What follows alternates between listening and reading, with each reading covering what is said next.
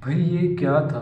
सच में टॉक्सिक को देखने के बाद ना मेरे मतलब दिमाग में यही ख्याल आ रहे थे कि ये क्या देख लिया मैंने। टॉक्सिक के टीज़र वगैरह देखकर ना मन में ये ख्याल आए थे कि यार ये तो बस खपा खपी करे जा रहा है, घपा खपी करे जा रहा है। और जब इसका लास्ट ट्रेलर आया था तो उसे देखकर थोड़ा लगा था कि हाँ यार चलो, स्टोरी में थोड़ा पोटेंशियल तो होगा। बट अब जब मूवी देखी है तो मैं ये कह सकता हूँ कि जो मुझे पहले लगा था इस मूवी के बारे में कि ये मूवी यू नो एवरेज ही निकलेगी, और इस मूवी को देखने के बाद मुझे ये रियलाइज़ हुआ कि यार मैं ना कहीं ठीक था इस मूवी को देखकर। जब मैंने इसके पहले कुछ ट्रेलर और टीज़र देखे थे तब मुझे लगा था कि ये मूवी एवरेज वगैरह ही होगी। बट बाद में मैंने इसे एक बेनिफिट ऑफ डाउट दे दिया कि चलो ये मूवी अच्छी हो सकती है। और जब इसका लास्ट ट्रेलर आया था वो भी मुझे अच्छा लगा था। But I was very very wrong. This movie is actually it's really bad. सबसे पहले इस मूवी के हम अच्छी चीज़ों के बारे में बात करेंगे तो सबसे पहला है यश का परफॉर्मेंस। उसने एज अ एक्टर काफ़ी अच्छा काम किया है और जितनी भी उसने एक्टिंग करी है वो काफ़ी बढ़िया है। और इसकी जो स्टोरी और प्लॉट था ना उसमें पोटेंशियल तो था। मतलब अगर उसको ये अच्छे से एग्जीक्यूट कर पाते ना तो ये काफ़ी अच्छी एक मूवी हो सकती थी, ऐसा मुझे लगता है। बट अब क्या करें, इट्स बैड प्रोडक्ट। तो अच्छी बातें बस यही ख़त्म होती हैं। अब इस मूवी की हम बुराई करने वाले हैं। यस।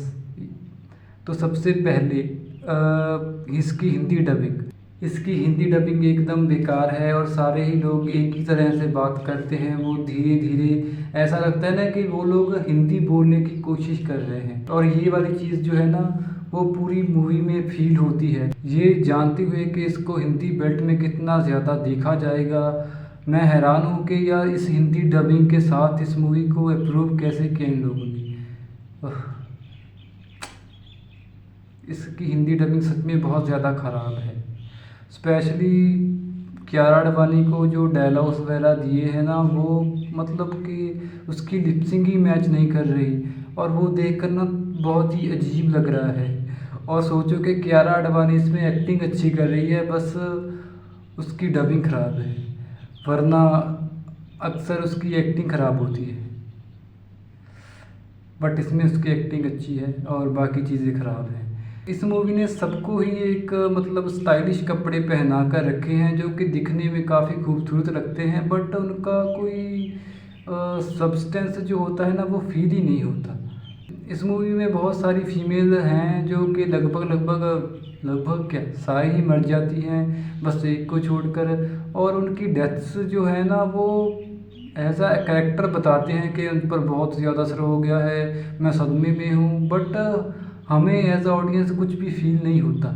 स्पेशली अब यहाँ पर स्पॉइलर हो गई, नयनतारा जो है ना इसमें वो मर जाती है। उसको दिखाया ऐसा गया है नयनतारा का जो कैरेक्टर है वो यश के लिए बहुत ही इम्पोर्टेंट है। बट जब उसकी डेथ होती है तो डेथ के बाद हम क्या देखते हैं, यश जाकर सबको मार देता है बस ऐसे ही। और फटाफट फटाफट सब कुछ हो जाता है। फिर यश देखते हैं कि अब यश सब बस शराब और लड़कियों पर ही फोकस करता है और जैसे तैसे अपने गम को भुलाने की कोशिश कर रहा है। और ऐसे ही बस मूवी का नेक्स्ट प्लॉट शुरू हो जाता है। तो एक और फीमेल करेक्टर आ जाती है, उसकी कहानी चलती रहती है। फिर कहीं से यश का बेटा आ जाता है, वो मार काट करने लग जाता है। मतलब जिस तरीके से मैं बोल रहा हूँ ना इसी तरीके से मूवी इसको दिखाती भी है। किसी भी चीज़ का ना एक इम्पैक्ट नहीं होता हम पर, क्योंकि मूवी में इतने बड़े बड़े इवेंट्स हुए हैं और वो बस हो जाते हैं। कुछ किसी भी चीज़ की कुछ वैल्यू नहीं रहती।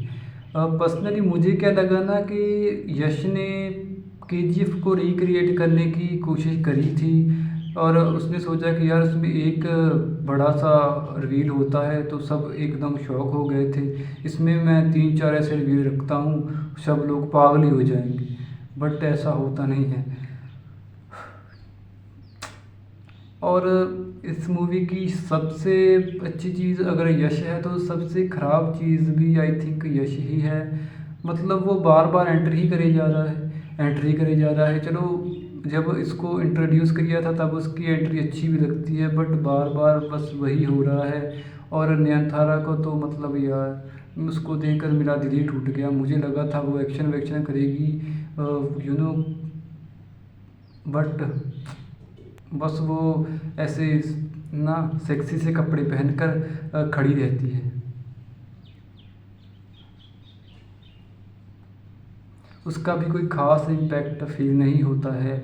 और तारा सुतारिया का कैरेक्टर भी कुछ ख़ास इम्पैक्ट नहीं डाल पाता। उमा कुरैशी जो देखकर लग रहा था कि कुछ बिग बैड होगी, बट उसको भाई यश ऐसे निपटा देता है। आई थिंक सबको ही यश ऐसे निपटा देता है। और फिर ना एंड में आपने देखा होगा ट्रेलर वगैरह में, उसका जो बेटा होता है उससे उसकी लड़ाई होती है, और वो देखने में लड़ाई अच्छी भी लगती है, बट फिर वो कुछ ऐसा रिवील करते हैं कि आप सर पकड़ लेते हो यार कि ये क्या बवासीर है सच में। अगर आप इसको देखने जा रहे हो तो मैं आपको पहले ही बता दूं कि इससे कुछ ख़ास एक्सपेक्टेशन मत रखना, क्योंकि ये मूवी आपको बहुत ही ज़्यादा डिसपॉइंट करेगी। आप जितना ज़्यादा इसके बारे में अच्छा सोच कर जाओगे, ये मूवी आपको उतनी ही डिसपॉइंट करेगी और आपको उस पर उतना ही गुस्सा आएगा। तो पहले ही मैं बता दे रहा हूँ कि अपना ये जो एक्सपेक्टेशन है ना उनको थोड़ी सी नीचे कर लो और फिर इस मूवी को देखने जाओ, तो शायद ये मूवी आपको अच्छी लग सकती है और बहुत सारे लोगों को अच्छी लग भी जाएगी। पता नहीं कौन से हैं वो लोग और कहाँ से आते हैं। और इस मूवी की सबसे बड़ी ख़राब बात है इसकी एडिटिंग यार। इसकी एडिटिंग ना मतलब कुछ भी फील नहीं होने देती। इसकी स्टार्टिंग में एक काफ़ी अच्छी स्टोरी मुझे लगी थी जो ये बताना चाह रहे थे, बट इसकी एडिटिंग जो है वो फटाफट फटाफट फटाफट बस 15-20 मिनट में सब कुछ निपटा देती है। Editing is very bad. इसके एडिटर को अलग से सज़ा देनी चाहिए। Very bad editing. और जो आपने पहले टीज़र वगैरह में वो देखा था कापा कप, वो मूवी में भी है, और उसका भी कुछ लॉजिक समझ में नहीं आता कि वो क्यों किया जा रहा है। उसको आसानी से कम किया जा सकता था और बहुत सारे ऐसे सीक्वेंस है जिसको इस मूवी में से काटा जा सकता था और नयनतारा और यश के कैरेक्टर को एक टाइम दिया जाता, उसकी बॉन्डिंग दिखाई जाती, तो नयनतारा की जो डेथ है वो ज़्यादा इम्पैक्टफुल होती। बट हम किसी से कनेक्ट ही नहीं कर पाते क्योंकि सब कुछ ऐसे होता है। आधा घंटा इस मूवी में से आराम से काटा जा सकता था और उसी आधे घंटे को यूज़ किया जा सकता था बाकी के कैरेक्टर्स में और ज़्यादा डेप्थ डालने के लिए, बट नहीं, हमें तो बकचोदी करनी है। तो overall Toxic is a bad film, but it has some potential, but क्या करें, ओवरऑल ये एक बहुत ही बुरी पिक्चर है। टॉक्सिक के रिलीज़ से पहले मैं इसके इवेंट्स वगैरह देख रहा था जो इन्होंने लाइव इवेंट्स किए थे। उसमें ना नयनतारा बोलती है कि इस यश ने बहुत ज़्यादा मेहनत करी है, ये फिल्म ऐसी है, ये फिल्म वैसी है, और वो ना कियारा आडवाणी को बोलती है कि ये कियारा आडवाणी की अब तक की सबसे बेस्ट फिल्म होने वाली है। ये चीज़ उसने खुद बोली है। और इस मूवी को देखने के बाद मुझे बस नयनतारा की याद ही आ रही थी कि यार बड़ी बड़ी बातें और बड़ा पाव खाते।